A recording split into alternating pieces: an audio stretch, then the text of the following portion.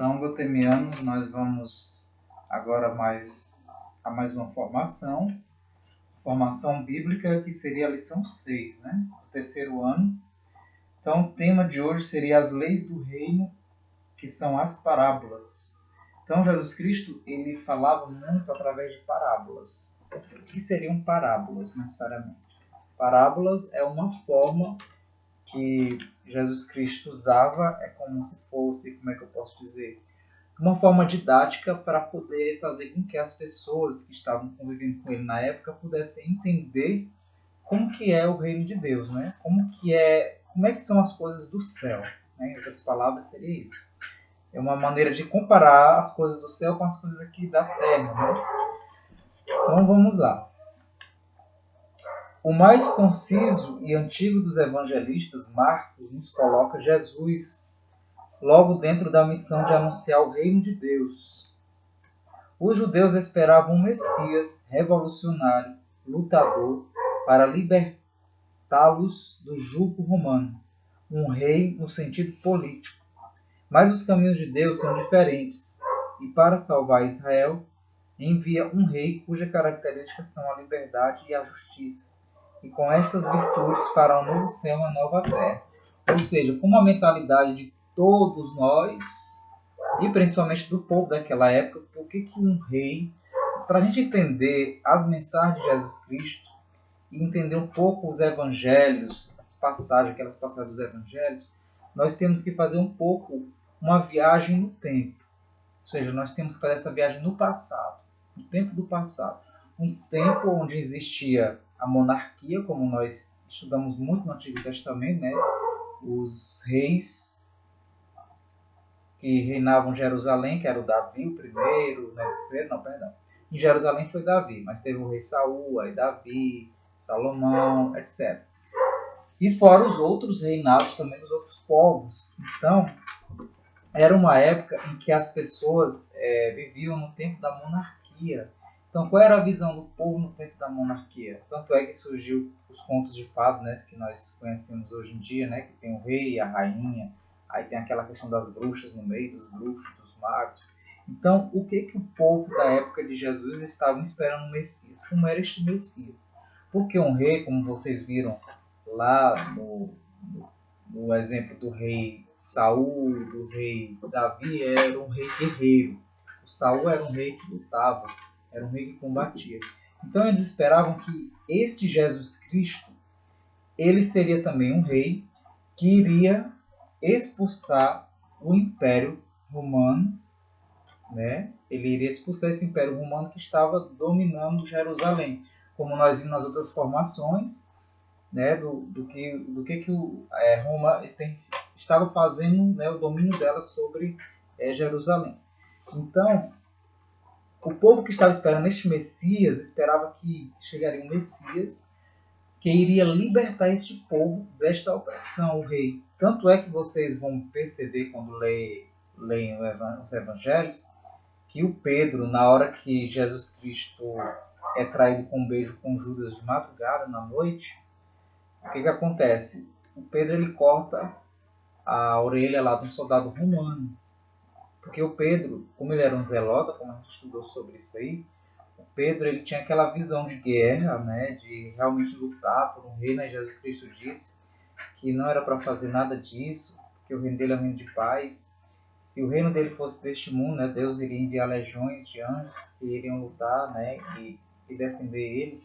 Então Jesus ele veio mostrar um reino diferente. Ele não veio mostrar um reino como este do mundo, que é um reinado de opressão, um reinado onde, de certa forma, os que estão no poder têm mais privilégio do que os pobres. Ou seja, Jesus veio mostrar a igualdade entre todos, ou seja, tudo que Deus deixou na terra de todos.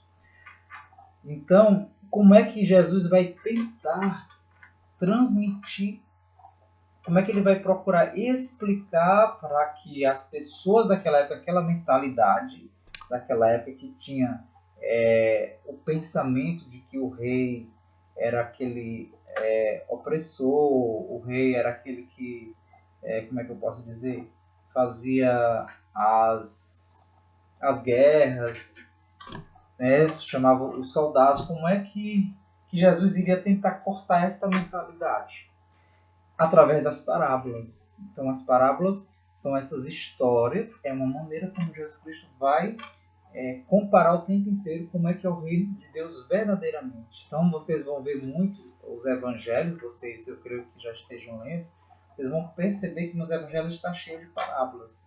Exatamente Jesus procurando fazer esse povo daquela época entender como é que funciona o reino de Deus. O reino de Deus não é deste mundo, não é como o reino deste mundo. Então vamos lá.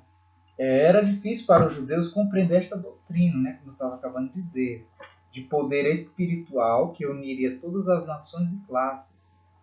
Porque, claro, o objetivo de Jesus Cristo de Deus é que todos são filhos de Deus. Porque naquela época nós vimos na mentalidade deles de que Deus era o Deus só dos judeus, né, só dos hebreus, aquele povo israelita que Deus separou naquele tempo lá de Abraão e foi juntando aquela turminha que foi seguindo aquela saga lá pelo deserto.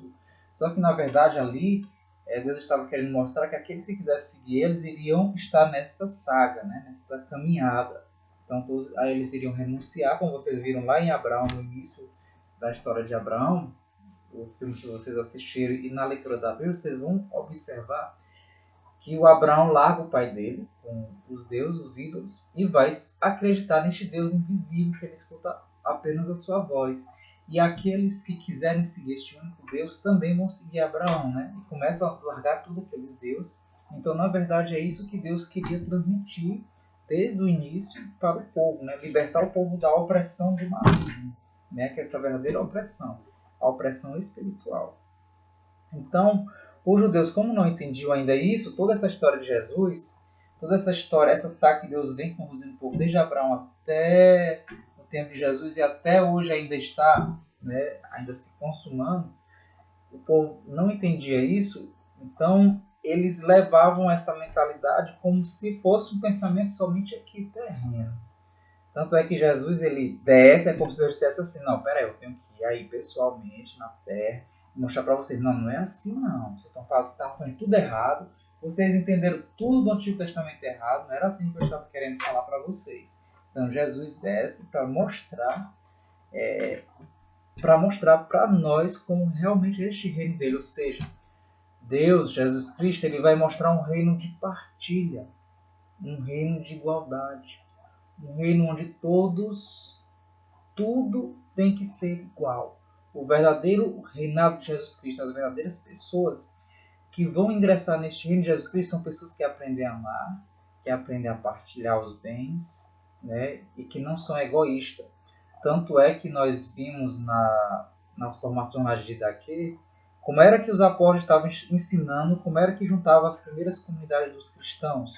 Eles não repartiam todos os bens, né? Todos os bens eles botavam em comum, né? E todos, né, tinham tudo, né? Apesar quem não tinha nada também tinha muita coisa, e quem tinha muita coisa partilhava com quem não tinha nada. Então, no final das contas, todo mundo tinha tudo. Ninguém passava fome, ninguém passava necessidade. Então, esse é o verdadeiro reino de Deus, que de certa forma hoje a nossa humanidade, até mesmo nossos próprios povo cristão, eles não entenderam ainda isso, né? Como é que tem que ser este reino de Deus, né? Como é que este reino deve realmente ser. Então vamos lá, algumas citações aqui de parábolas, né?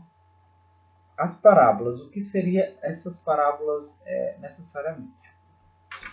Era difícil, para fazer compreender estes conceitos básicos no reino, Jesus falava em parábolas ou imagens acessíveis, isto é, contava uma historinha inventada na hora, aplicada ao conceito religioso, aproveitando sobre o ambiente como cenário. Se falava em Genezarete, usava termos como redes, peixes, mar, ou seja, as parábolas de Jesus, ele sempre usava a linguagem do povo, do que eles estavam convivendo naquela época. Por exemplo, quando Jesus chama Pedro e os outros que estão pescando, vinde a mim, que eu irei fazer vocês pescadores de homens. Ou seja, vocês vão deixar de pescar peixes e vão pescar homens.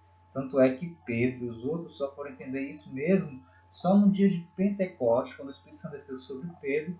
E aí Pedro estava, de certa forma, lançando a rede, vamos dizer assim, num palanque, né, lá em cima, pregando, ele estava pregando, e aquela multidão ali se aproximava, ou seja, ele estava lançando a rede, e a partir desse momento ele pescou nesta sua primeira pregação, em torno de uns 3.000 homens, né, que se converteram, quando o Espírito Santo desceu sobre eles. Então, ele foi entender essa questão de ser pescador de homem aí. Então, a parábola serve para tentar nos levar a entender o que Deus está querendo transmitir para nós, né? Vamos ver que se falava em Nazaré, falava do campo, semente, plantação, colheita, frutos, animais. Então a gente vê que as parábolas elas são recheadas de muitas histórias, né? Parábola da vinha, enfim. Tudo que o povo vivia naquela época, fazendo sempre que todos entendessem e aproveitassem ao máximo. Os inteligentes não eram capazes de captar a mensagem e o sentido da pregação, né? Conforme lá em Mateus, como Jesus diz assim: eu dou graças ao Pai, porque revelaste essas coisas aos pequeninos e as escondeste dos sábios e entendidos. Porque apenas as pessoas que tivessem coração simples e humilde queriam entender o que este Messias, Jesus Cristo, estava transmitindo para o seu povo, né? E os doutores ali não conseguiam entender. Porque, cara, eles se achavam o máximo e esperavam também um reinado, um Messias que iria assumir ali Jerusalém no comando, né? E, por fim, toda a ditadura dos humanos. Só que, como Jesus não foi bem assim, então é claro que eles não viram também que Jesus seria o verdadeiro Messias, né? Então, cada um, como nós vimos lá na época, quando nós fizemos a nossa outra lição, né? Qual foi? A lição, acho que foi a 5, foi a lição 5, quando nós estudamos para entender melhor quem eram os fariseus, quem eram os saduceus, quem eram os essênios, herodianos e etc. Então, cada tipo desses grupos que nós estudamos, eles tinham uma interpretação diferente sobre como seria este Messias. Quais eram os sinais da vinda do Messias? Do mesmo jeito, eu posso comparar hoje. Cada igreja, cada religião tem os seus grupinhos, né? Vamos considerar cada religião como um grupinho. Cada um tem uma interpretação diferente de como vai ser a vinda de Jesus Cristo, a segunda vinda. É a da mesma Bíblia, é da mesma Sagradas Escrituras, é a mesma Bíblia, todo mundo usa a mesma Bíblia, todos os religiosos, né? As igrejas usam a mesma Bíblia, com a mesma mensagem falando sobre a vida de Jesus, mas dão uma interpretação diferente, né? Por exemplo, o adventista, eles acreditam que quando chegar o momento de Deus levar a gente, o que vai acontecer? Se tiver duas pessoas, uma vai e outra vai ficar, né? Então essa é a maneira como eles entendem, literalmente, porque na Sagrada Escritura Jesus fala disso, né? Onde tiver dois, um vai ser levado e o outro fica. Então a gente não pode levar também ao pé da letra, né? Porque senão, se tiver duas pessoas juntas que são santos, que é para ir para o céu, quer dizer que Jesus vai ter que tirar a cara ou coroa para saber quem que vai levar. Então não é bem assim, né? Então cada um tem uma forma de entender. Do mesmo jeito seriam as parábolas. Tanto é que eu vou dar um exemplo aqui de um absurdo, que foi um pastor, eu não lembro se foi da Igreja Universal, que eu vi na televisão, ele estava fazendo a interpretação daquela parábola, não sei se vocês já viram esta parábola, que das sementes, uma que cai na estrada, Jesus conta a história de uma semente que cai na estrada, né? Aí veio o pássaro e come, que ela fica a céu aberto, né? Então fica visível para o pássaro.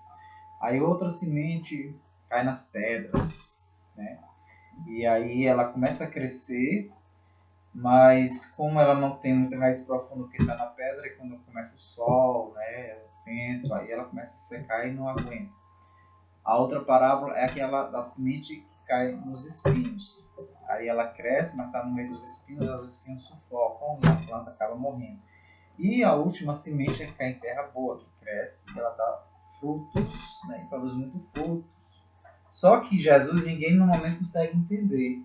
Os os apóstolos, eles disseram assim, mestre, nos faça entender o que o Senhor quer dizer com isso, porque nós não conseguimos entender. E Jesus vai explicar. Só que o que aconteceu nesta... Por isso que é importante a gente ler a Bíblia, que a gente não vai ser enganado por ninguém. Né? Vocês vão saber quem são os que estão pregando de forma enganosa. Esse pastor, como todos os pastores têm mania de fazer, eles não leem todo o versículo, eles só leem um pedaço, porque daquele pedaço eles vão pegar para tentar te enganar. É isso que eles fazem. Então, como essa religião, ela prega a prosperidade, você ficar rico, né? Que Deus nos quer rico, nos quer com muito bem materiais. Então, qual foi a interpretação dele das Sagradas Escrituras? Ele foi dizer que a semente que cai no espinho e sufoca você, é você que não tem muita fé em Deus, e aí você está cheio de dívidas para pagar, de preocupação, e aí por você não ter essa confiança em Deus, acreditar em Deus, você não prospera. Né? Porque você está cheio de preocupação, e as suas preocupações de conta e de não sei mais o que, tudo isso aí vai te sufocar os espinhos. E aí você não vai se prosperar. Então a justificativa dele é essa. Aí você perde a fé, você não tem fé. Enquanto Jesus, se você for ler o que Jesus vai dizer sobre isso aí, totalmente diferente. Quer dizer que esse pastor sabe mais do que Jesus, né? Muito interessante isso. Se Jesus não tivesse dado a própria interpretação e fosse nós hoje católicos para dizer para ele que não, que ele está errado, eles iam sempre todo teimar com a gente. Mas como Jesus Cristo disse e deu a própria explicação, eu quero saber se eles realmente vão agora querer dizer que Jesus é mentiroso. Sabe o que Jesus disse? Que a semente cai no espinho?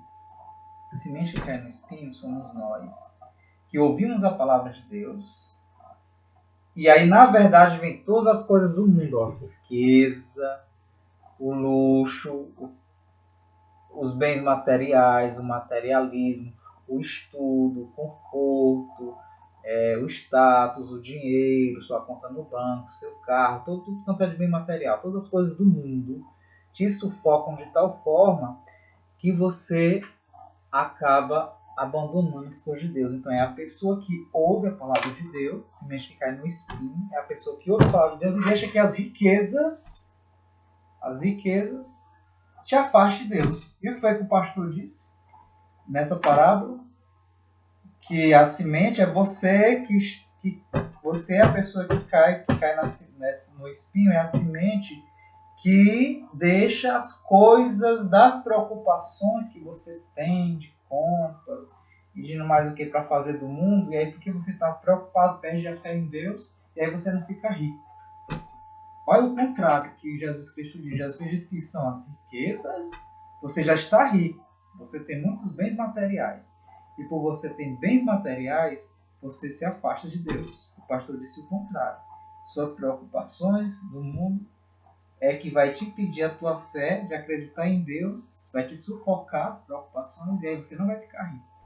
Jesus disse que, na verdade, as riquezas, os bens materiais é que te afastam de Deus. Então, como Jesus Cristo disse aqui, eu dou graças ao Pai porque escondeste estas coisas aos sábios e entendidos e revelaste aos pequenos. Ou seja, esses doutores que se acham como esse pastor que são entendidos, eles não leram mais adiante o versículo para ver que o próprio Jesus Cristo ele deu a interpretação sobre esta parábola. Então, a parábola, queridos irmãos e igotenianos, ela também não é uma coisa fácil de se entender, não. Se Jesus não tiver dado a interpretação de algumas, a gente não vai entender. Tanto é que tem muitas parábolas na Bíblia que Jesus não interpreta, né? Então vamos lá. O reino no céu, nas parábolas. Então temos exemplo aqui do fundador. Quando tem uma parábola que fala do fundador, né? O fundador é Deus através de Jesus Cristo, por quem foram feitas todas as coisas. Deus aparece como chefe, rei, pai, bom pastor, etc. Ou seja, Jesus Cristo ele vai comparar Deus em algumas parábolas. Deus ora vai ser o chefe, ora Deus é visto como rei, ora Deus é visto como pai, ora ele é visto como bom pastor e etc. Vou dar um exemplo aqui da parábola da vinha, né? Quando Jesus Cristo fala do exemplo que que Deus, quer dizer que um homem, o dono de uma vinha, esse dono da vinha seria Deus, né? O dono da vinha, ele vai viajar e contrata umas pessoas para ficar tomando de conta da vinha, né? E aí o dono da vinha, de vez em quando, ele manda algumas pessoas para verem como está a vinha. O que acontece? Esses empregados que ficaram lá tomando de conta, vai e mata. Aí vem mais outros, eles vão e matam. Aí o dono da vinha manda outros lá para ver, vão e matam. Aí o dono da vinha resolve, não, vou mandar meu filho. Que aí se eu mandar meu filho, eles não vão matar. E aí quando manda o filho, aí que os pessoal que estão lá cuidando da vinha diz assim, não, esse aqui que nós devemos matar mesmo, porque este vai ser o herdeiro. Então para que ele não herde, a gente mata também. Ou seja, isso aí está bem claro e bem nítido que essa parábola Jesus está querendo comparar com quem? Que todas essas pessoas que foram na vinha, quem é a vinha? Esse nosso mundo aqui, nosso planeta Terra, que Deus deu para nós tomarmos de conta. Nós somos as pessoas que Deus deixou aqui para tomar de conta. E aí, Jesus vai comparar que aqueles que vão lá ver como é que está vindo são os profetas que Deus vem mandando desde o início dos tempos. Aqueles profetas que vêm falar de Deus. Aí o profeta vai lá ver, vai falar, olha gente, vai ver o que a gente faz, o que a gente tem feito, matamos os profetas de Deus, não acreditamos nele, né? Outros mataram. E aí depois Deus, o dono da vinha, manda o próprio Filho aqui na nossa terra, que é Jesus Cristo. Então este próprio Filho, ele vai ver como é que está a nossa vinha aqui, né? Como é que está o cuidado. E aí nós fizemos o quê? Nós matamos o dono, né? Nós crucificamos o dono, o filho do dono da vinha. E quando o dono vier, o pai, que é Deus, como é que vai ser? Né? Então, algumas parábolas que Jesus vai falar, tentar comparar, né, a nossa situação, como é que funciona, né, as coisas que Deus manda para nós. Aí tem as outras parábolas em que Jesus vai tratar os membros, né? Primeiro é o fundador, depois os membros, né? Existem categorias durante a vida na Terra, sob o ponto de vista moral. Existem os bons e os maus, certo? Trigo e joio, rede com peixes, veste nupcial, 10 virgens. Ou seja, é a outra parábola que Jesus vai falar sobre os escolhidos, como da parábola do trigo e do joio. O que a parábola do trigo e do joio vai contar? Né? Ele vai contar como seria a vinda deste Deus, de Jesus Cristo, a sua vinda para colher o povo dele. Ele vai comparar com uma plantação onde se planta só trigo, né? Imagina que foi plantado só trigo, e de repente no meio do trigo começa a nascer o joio. O joio, para quem não sabe, é semelhante aos espinhos, né? E aí fica aquela mistura, né, do joio no meio do trigo. E aí o que o que cuida lá da colheita diz assim, não, vamos tirar logo este joio para poder não prejudicar o trigo. Aí o dono diz assim, não, é bom a gente esperar primeiro o trigo crescer, ficar maduro, aí a gente vai colher o trigo maduro, e depois que nós colhermos este trigo maduro, aí a gente toca fogo no joio e queima toda a plantação. Então ele vai comparar isso com o que Jesus Cristo, ele vai dizer que o joio são as pessoas más que estão no meio da gente. Então nós temos que ficar claro que nós que queremos o bem, nós somos o trigo, e estamos misturados no meio do joio. Então Jesus está esperando nós amadurecermos na fé. Porque você às vezes pode dizer assim, mas Deus, ele não... Por que ele deixa acontecer isso com os bons? Essa parábola do joio e do trigo explica perfeitamente. Quer dizer, ele vai esperar o trigo amadurecer, nós no meio das pessoas más. É claro que não é para a gente se misturar com as pessoas más fazendo o que elas querem, porque quando a gente amadurece a gente não vai fazer, certo? E aí quando nós estivermos maduros é a hora dos anjos, os anjos vêm para colher, que seria levar para o céu, seja através da nossa morte aqui antes da vinda de Jesus, ou seja, quando Jesus vier nós iremos ser levados para o céu. Então dessas duas formas. Então esse Jesus vai comparar, né? E entre outras parábolas, certo? Então vamos aqui para o próximo leitura. O outro aspecto da parábola que vai procurar mostrar é o aspecto externo, né? A parábola das 10 virgens também, se vocês lerem, quem não se conhece, também é muito interessante. Porque a parábola das 10 virgens vai mostrar o quê? Ele vai fazer a comparação, de certa forma, para aqueles que são preguiçosos, de certa forma, para servir a Deus. Porque ele vai falar das 10 virgens, né? E daquelas que foram prudentes, que tinham comprado os mantimentos necessários para manter a lamparina acesa, né? O óleo, e outras que não compraram. Né? E enquanto o noivo não chegou, o noivo atrasou, as que tinham comprado o óleo estavam botando, renovando o óleo. E as que não tinham acabaram e disseram, pediram mais óleo. Aí o que foi que as que tinham óleo disseram, não, nós não vamos dar não, porque se aí acabar o nosso óleo, aí o noivo, como é que vai ser? Aí elas saíram para ir comprar, as que não tinham. Quando voltaram, chegaram atrasadas, porque o noivo já tinha chegado e levado as outras noivas. Então quem é o noivo? Jesus Cristo. Né? Então Jesus vai comparar. É tão sério se a gente parar para meditar nessas parábolas de Jesus, porque nessas parábolas de Jesus nós vamos entender perfeitamente como que funciona o reino de Deus. Como nós devemos nos portar aqui na Terra, como deve ser nosso comportamento aqui na Terra para que a gente possa alcançar este reino de Deus. Então é muito interessante, as parábolas de Jesus são muito bonitas. Então aí vai mostrar o quê? Por isso que chama a parábola das virgens prudentes, né? As 10 virgens, as que foram prudentes. Será que nós, quem é aqui de nós também que estamos nos preparando para a vinda do noivo? Né? Procurando manter sempre esta nossa lamparina acesa, né? Na espera deste noivo. Que é a nossa lamparina acesa, né? O nosso óleo sempre renovando esta chama, é a nossa perseverança em servir a Deus, né? Fazer o que Jesus Cristo nos ensinou. Então, outro aspecto da parábola é o externo. O reino do céu não modifica o estado social ou psíquico dos membros. Ele vai querer dizer que o reino de Deus ele é de tal forma que ele não vai mudar o ambiente em que todos vivem. Nós podemos observar que no nosso mundo, se assume uma política, muda totalmente a vida dos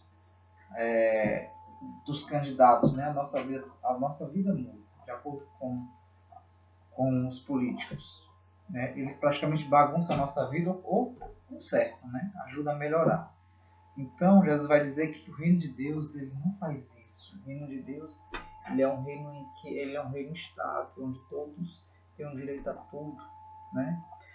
E aí ele vai citar algumas parábolas, né? As parábolas referem-se a uma mudança espiritual e moral, metanoia, né? Aí tem o exemplo da figueira estéril, o semeador, os irmãos desiguais, o filho pródigo. Quem não conhece a parábola do filho pródigo, né? Que ele vai mostrar que Deus ele acolhe todo mundo. Né? O filho pródigo largou tudo e depois que não tinha nada voltou e o pai continuou acolhendo do mesmo jeito e até melhor do que o filho mais velho. O filho mais velho ficou com ciúme, né? E o pai foi mostrar que ele tem que tratar igual a todos, né? Então essa parábola vai mostrar, comparar a gente, né? Quantas vezes nós não damos onde o filho pródigo? Nós não fugimos de Deus, nós vamos para a nossa vida de pecado, nos afastamos de Deus, e aí quando nós não temos mais nada, porque o pecado levou tudo, aí a gente quer voltar para Deus. O pecado pode ter várias formas, como foi o exemplo da parábola que eu falei do espinho, né? Que são as pessoas que caem no espinho. Aí a gente tem sucesso, a gente consegue uma boa formatura, chega num nível bom no estado, especialização, mestrado, é concursado, está numa boa posição, recebendo um bom salário, comprando o seu carro do ano, construindo a sua casa, sua família, parece que está tudo materialmente bem. Falando aqui materialmente bem, está bem casado, tem uns filhos bons, estudando em escola boa, parece que nada de ruim está acontecendo, nem doença, nem nada. E aí, diante disso, o que acontece? Ou seja, você se afasta de Deus. É como esse filho pródigo que se afastou do pai e depois, quando ele viu que não tinha nada, ficou sem nada, voltou. Ou seja, aí quando você que parecia que todos esses bens materiais eram os seus dois pés que lhe sustentavam, aí de repente você começa a ficar sem nada, pode ser através de uma doença. E enfim, E aí você vê que conta no banco, dinheiro, nada disso, na verdade era o que ele sustentava. Aí você fica sem nada, e aí lembra de Deus e volta para Deus. Aí Deus vai continuar colhendo. É isso o aspecto externo das parábolas, né? Que vai mostrar que ó, Deus é um Deus justo. Ele apenas nos quer, né? O próprio reino exige uma certa organização, pois fala de pai, rei, patrão e vislumbra também certo crescimento externo de adaptação externa. Ou seja, só lembrando que se você analisar todas as parábolas, Jesus ele vai mostrar que o reino de Deus ele é organizado. Ele segue uma hierarquia, né? Quem não procurar estar se organizando na sua vida, crescendo interiormente, principalmente, não vai poder fazer parte deste reino, né? Quem leva uma vida bagunçada, não estou dizendo necessariamente a bagunça externa, mas geralmente a bagunça externa mostra como está o seu interior. Muitos místicos contam isso.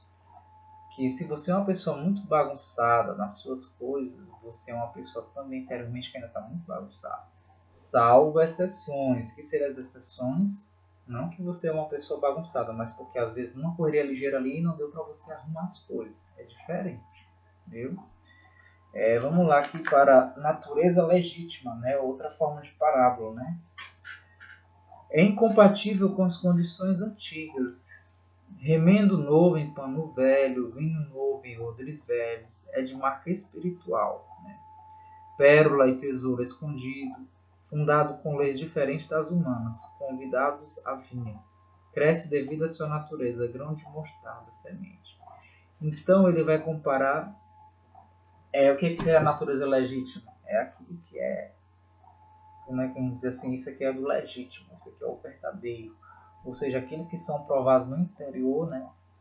Eles vão crescendo. Aí tem, por exemplo, a parábola da mostarda, né? Aquele que tem fé, como um grão de mostarda, uma fé pequena. Mesmo que você tenha uma fé pequena, você é capaz de crescer.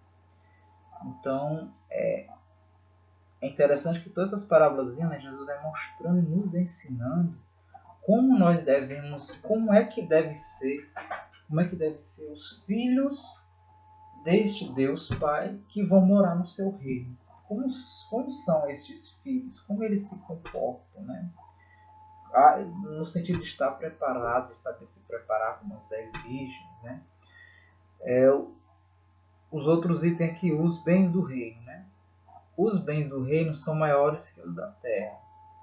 Então ele vai comparar também, fazer uma comparação de que ele vai falar que o reino de Deus é como um tesouro escondido que uma pessoa descobre, né?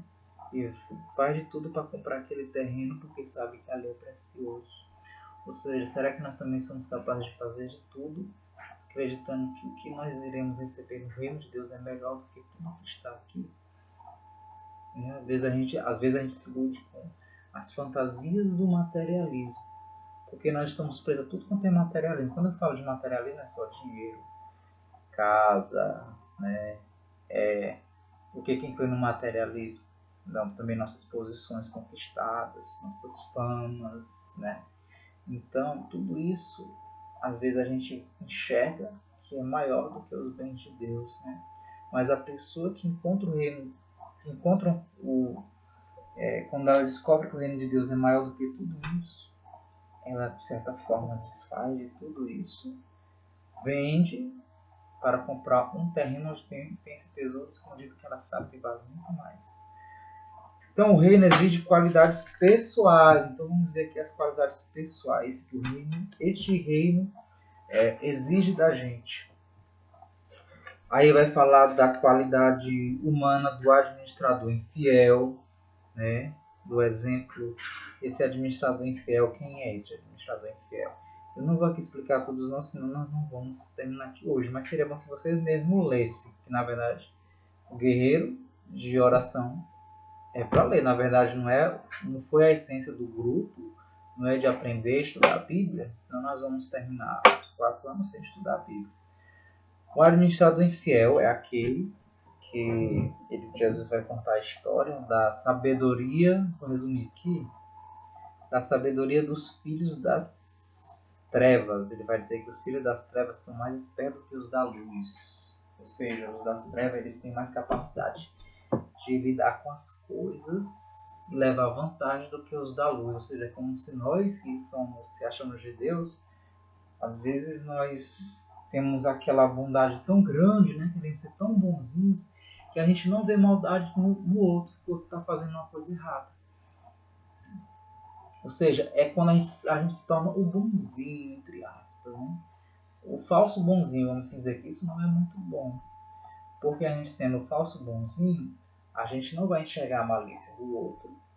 E a gente não enxergar na malícia do outro, a gente vai deixar ele viver na injustiça e enganar a gente. Ou seja, certa vez a Madre Maria José chegou a me falar que eu tinha que aprender a ter um pouquinho de malícia. O que seria essa malícia? É procurar enxergar se aquela pessoa não está com segundas intenções para com você, para conseguir passar por cima de você.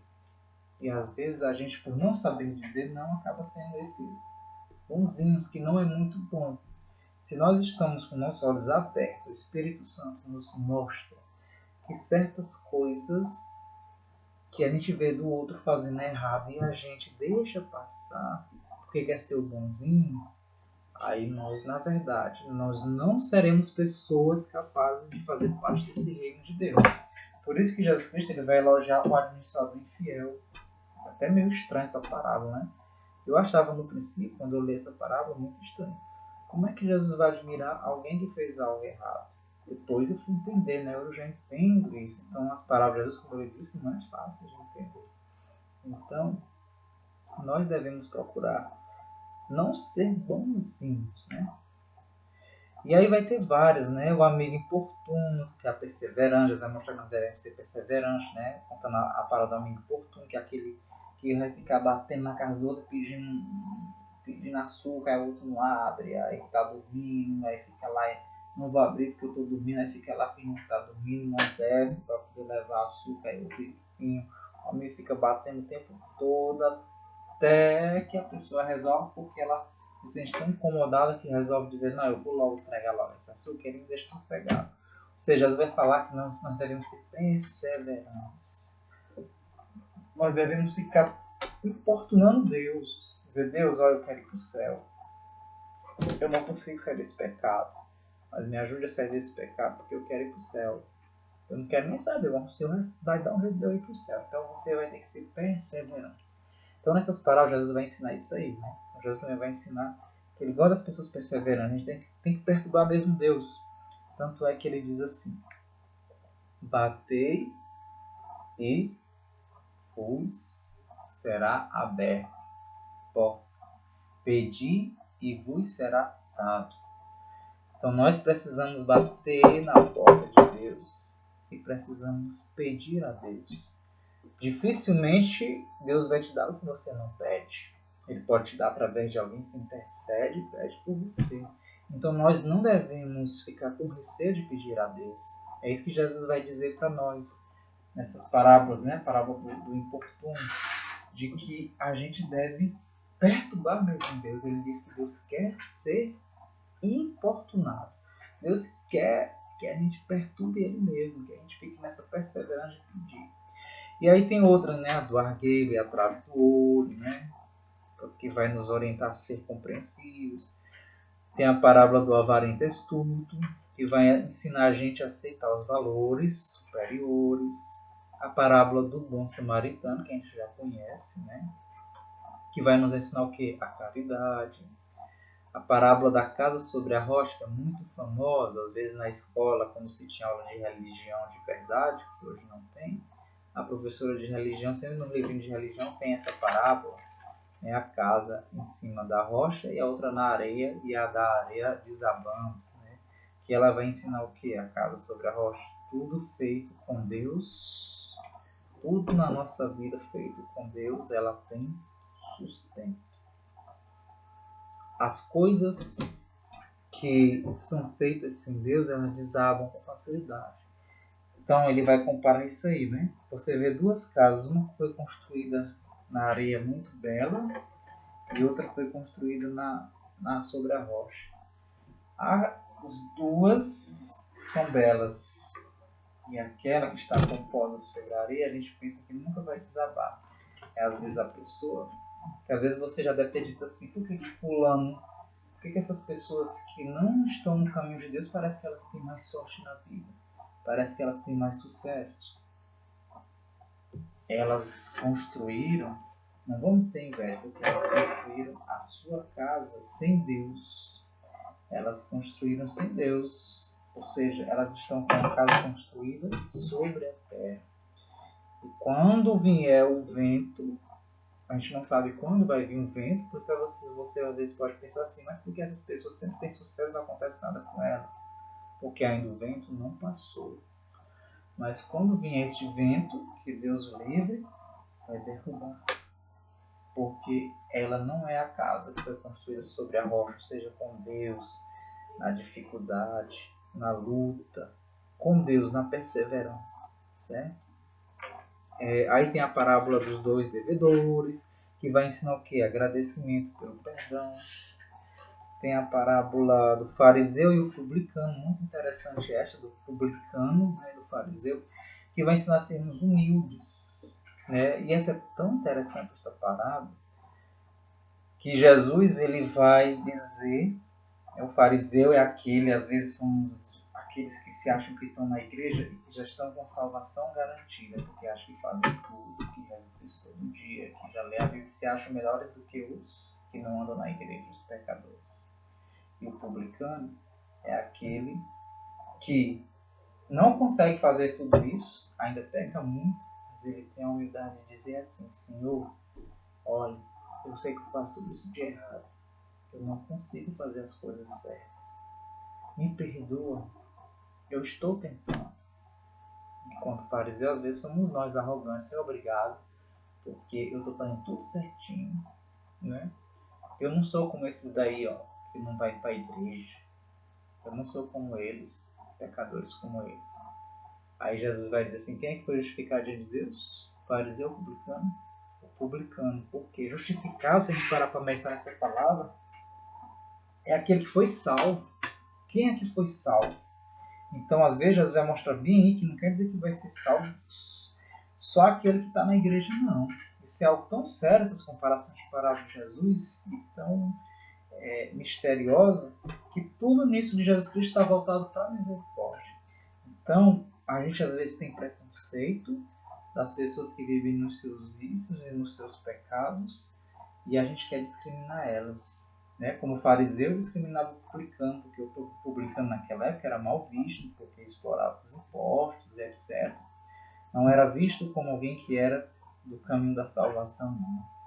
E aí Jesus vai dizer, quem foi justificado? O publicano, porque Deus ele vai ver o que está dentro do nosso coração, não a nossa falsidade exterior. Né? Você exteriormente parece que está bem marcado com os símbolos de Deus, né? Com a imagem de São Miguel. Eu estou com a corrente da escravidão de Nossa Senhora, mas por dentro eu sou uma pessoa falsa. Eu não sou uma pessoa que serve a Deus, eu não sou uma pessoa humilde. Então, Jesus vai dizer que, na verdade, quem vai se salvar é quem realmente aqui dentro tem humildade. Né? E aí tem a do juiz iníquo, né, que confia em Deus, aí o rico e o pobre Lázaro, que ele vai contar, né, que vai falar sobre... Do rico e do Lázaro vai falar sobre a sorte final, como é que é a salvação e a condenação. A parábola do sal e da luz, né, que vai falar das virtudes. A parábola do servo cruel, que vai mostrar o amor aos semelhantes, né. A dos servos inúteis, essa é muito interessante também, né? Os servos inúteis, de Deus não vem o valor e o poder, né? Quando Jesus até diz assim, vós servos inúteis não fizeram mais do que a obrigação de vocês. Porque muitas vezes nós que estamos na igreja, nós queremos se achar muita coisa, que estamos fazendo isso, eu sou um pregador, sou um porque eu sou um formador, porque eu sou um coordenador, porque eu sou um fundador de um grupo A, de um grupo B, porque eu participo de muitos grupos da igreja. Por causa disso, o que acontece? A gente fica se achando importante. Eu estou fazendo muitas coisas. A gente quer colocar diante de Deus, né? A gente quer achar que perante Deus o nosso lugar no céu, o nosso status vai ser de acordo com o tanto de trabalho que a gente faz aqui para Deus, o tanto de coisa que a gente faz para Deus. Mas para Deus não funciona assim. Essa palavra do servo nos vai mostrar isso. Que tu não fez mais do que a tua obrigação, você deveria fazer isso mesmo. Se você não tivesse feito, era pior. Você deveria realmente ter lá na casa dos outros rezar uma novena. Você tinha a obrigação de pregar e falar o meu reino. Era a obrigação sua servir inútil. Você é um servo inútil. Então Jesus vai dizer isso aí. Nós não fizemos mais do que nossa obrigação. Então, se a gente tiver alguma humildade, a pessoa quiser às vezes elogiar você muito de uma pregação, que gostou, não sei o que, você diz assim, não, eu não fiz mais do que minha obrigação. Essa era a minha obrigação, pregar. Né? Porque para Deus não é como um show de talentos que você vai cantar e vai receber aplausos. Né? Aplausos dos seus fãs. Né? Porque você está fazendo um show maravilhoso. Na verdade, você está servindo a Deus. Não fez mais do que sua obrigação. Os servos vigilantes, né? A parábola vai mostrar a prontidão às coisas de Deus. E a da videira e os ramos vai mostrar a unidade com Cristo, né? A humildade. Essa da videira e os ramos é também muito profunda. Ela vai fazer a gente identificar quem são os que verdadeiramente pertencem a Cristo. Ele vai comparar a videira, né? Do mesmo pé que tem as uvas, né? O mesmo ramo não pode dar, vamos supor, maçã. Do pé de uva não pode nascer maçã. Então Jesus vai dizer que aqueles que pertencem a Ele, que pertencem a esta videira, os ramos somos nós, né? Nós somos como se fossem os ramos. E dos ramos nós vamos também dar uvas, né? Estes ramos. Então, se nós somos um ramo que não procura dar fruto, não está dando essas uvas, o que ele vai dizer? Vai ter que cortar e jogar no fogo, porque não serve para nada. Então, isso é muito importante também, que vai mostrar quem são os verdadeiros filhos de Deus, que às vezes a gente vai achar que só pertence à videira, só vai ser os ramos aqueles que estão dentro da igreja. Não é não, né? Muitas pessoas, às vezes, que estão fora da nossa igreja, elas fazem parte deste ramo. São pessoas que, como foi o exemplo publicano, que eu falei aqui, são pessoas que estão servindo a Deus, a Jesus Cristo, sem, às vezes, até conhecer Ele. Por quê? Porque fazem o que Jesus ensinou. O que Jesus ensinou? A partilha. Partilha. O amor dentro da partilha. Você não ser egoísta. Não é? E, para a gente finalizar, aí vai ter também o sermão da montanha, né, que são chamadas bem-aventuranças, ou seja, as felicidades, né, que parece algo estranho também. Jesus vai dizer, felizes aqueles que choram, porque serão consolados. Ou seja, feliz é chorar, é estranho, né? Como é que eu vou ser uma pessoa que eu estou chorando, estou passando por um problema, e eu sou uma pessoa feliz, né? Então é como se fosse o contrário do contrário, né? Que Jesus vai estar ensinando nossas bem-aventuranças. Felizes os que são perseguidos, bem-aventurados os que são perseguidos por causa de mim, meu reino, né? Porque deles é o reino do céu. Ou seja, nas bem-aventuranças também, se você for meditar, se você estiver se enquadrando nas características das bem-aventuranças, é um sinal de que você está no caminho de Deus. Por isso que ele vai dizer, felizes os que são perseguidos por causa de mim. Porque deles é o reino dos céus. Então, se você está sendo perseguido porque está falando de Jesus, ensinando, dando seu exemplo, porque nada melhor do que falar de Jesus com o seu exemplo de vida, com o seu fazer. Eu vou dar um exemplo bem aqui forte. A pessoa que é católica verdadeira, que quer seguir Cristo, ela não vai mais andar em carnaval, porque o carnaval só tem prostituição, é um ambiente satânico. Então, quando você enxerga isso e deixa de ir para lá, e você dá o seu testemunho de não ir mais para lá, o que vai acontecer? O que vai acontecer? As pessoas que te conheciam e vão ver, elas vão começar a te perseguir e te criticar, e zombar de você, dizer que você está querendo ser o santinho, que você quer ser melhor do que os outros. Mas se isso está acontecendo de você, você não deve ficar orgulhoso, você deve lembrar dessa parábola: feliz os perseguidos por causa de mim, porque deles é o reino dos céus. Atenção, acho que você está no caminho do reino dos céus. Mas dá para você não ficar orgulhoso, igual o fariseu. Né? Aí tem a parábola do fariseu, eu estou brincando, que vai anular essa bem-aventurança. Se você não tomar cuidado, você ficar orgulhoso porque está achando que eu estou nas bem-aventuranças. Olha o perigo de cair também, né? E enfim, né? O que são mesmo o sermão das montanhas? Nenhuma passagem do Evangelho exprime tanto o que é o reino do céu como as bem-aventuranças.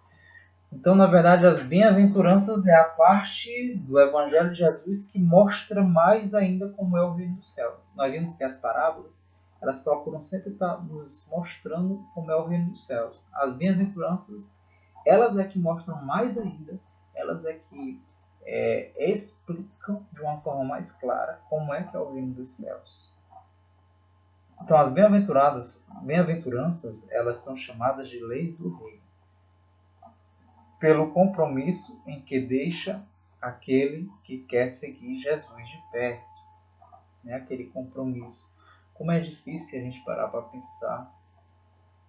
Você tiver pelo menos o tempo de 1 hora todos os dias para fazer algo que é de Jesus, que é de Deus. Estou dizendo, não é que eu estudo, você diz assim, mas eu estou estudando aqui. Eu estou trabalhando e no meu trabalho ali, né, eu já estou servindo a Deus porque eu estou num trabalho, num ambiente de trabalho, por exemplo, vamos supor, um médico. Se eu sou um médico, eu estou num ambiente de trabalho, lá eu vou dizer assim, não, aqui por eu estar cuidando das pessoas, bem, eu já estou servindo a Jesus. Não é isso, bem, né? É você realmente abandonar tudo. Você está no seu trabalho ali, fazendo isso, né? Você está ganhando seu dinheiro como médico. Agora, será que você é capaz de, como médico, fazer esse mesmo trabalho para uma pessoa que está doente de graça? Será que você é capaz de socorrer um doente, um necessitado de graça? Ou vamos supor que você está num hospital público e aí tem uma pessoa lá precisando de um socorro e você vê que ela está necessitando mesmo de um socorro mais urgente do que as outras, mas você viu que ela não pôde ser atendida porque tem que ficar na fila ainda para atender. E você não é capaz de se disponibilizar, vamos supor, eu vou deixar, não, eu não estou no meu horário agora de serviço, mas você disponibilizar, não, eu vou ficar mais um pouquinho para me atender essas pessoas aqui de graça, será? Será que dessa forma você estaria servindo a Deus ou você só vai achar que está servindo a Deus porque eu estou sendo pago como médico? E aí, por eu estar sendo pago, eu estou tratando as pessoas bem, então eu estou servindo a Deus. Não é bem assim. Seria uma renúncia também, né? O compromisso de deixar tudo.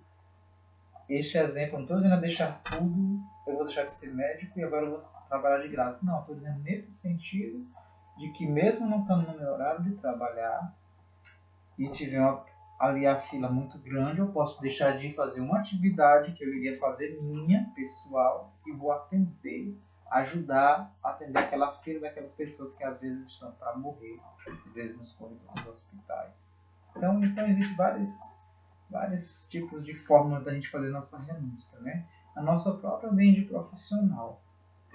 Por exemplo, um advogado também, né? Na hora de defender uma pessoa que está precisando de uma ajuda, será que você não vai defender porque não vão pagar? Você está vendo, às vezes a pessoa nem sabe que você é advogado, mas você se depara com uma situação que você poderia ajudar, mas não vai porque você sabe que a pessoa não tem condição e não vai nem dizer que é advogado. Mas se você faz o contrário, você se renuncia àquela vontade que iria ter de ganhar o dinheiro, vai dizer, não, eu vou lhe ajudar, mesmo sem, não precisa você me pagar. Então, várias situações, né? Essa forma de renunciar, largar tudo é assim às vezes, não é necessariamente precisa ser uma freira largar tudo, Então as bem-aventuranças elas vão mostrar isso aí. Aqueles que vão entrar no de Deus são aqueles que são capazes de largar tudo para seguir a Jesus. Como é que você está largando tudo da sua vida para seguir Jesus? Como eu dei um exemplo aqui, na sua própria ambiente profissional. Você está largando tudo. Vou dar um exemplo bem que aconteceu real. Eu levei uma vez um primo meu, um médico, atendimento pelo SUS. Ele tinha acho que eram uns 10 ou 15 dentes para fazer a obturação. Porque ele ia ter que ficar internado, ele ia ter que fazer todas essas obturações no dente, né? Aí eu ia lá, parece que só podia fazer 2 por dia pelo SUS. Duas obturações por dia. E aí, o que eu resolvi fazer? Eu voltei a ele no mesmo dia, mas em turno diferente, para ver se ele poderia fazer mais 2. Só que lá disseram assim, não, como ele já foi atendido aqui hoje, porque já fica registrado, né? Como ele foi atendido aqui hoje, se a doutora fizer mais 2 obturações, ela não vai ganhar dinheiro, vai ficar como se fosse 2 serviços de graça. Essa doutora, essa dentista, será que ela é cristã? Será que ela não poderia fazer isso? Aí é que eu estou querendo dizer para vocês. Por que ela não faz a caridade de fazer a obturação? Mas eu vou fazer, né? Mesmo que eu não vá ganhar. Né? Entendeu? Então é isso que a gente tem que entender, a nossa renúncia de tudo.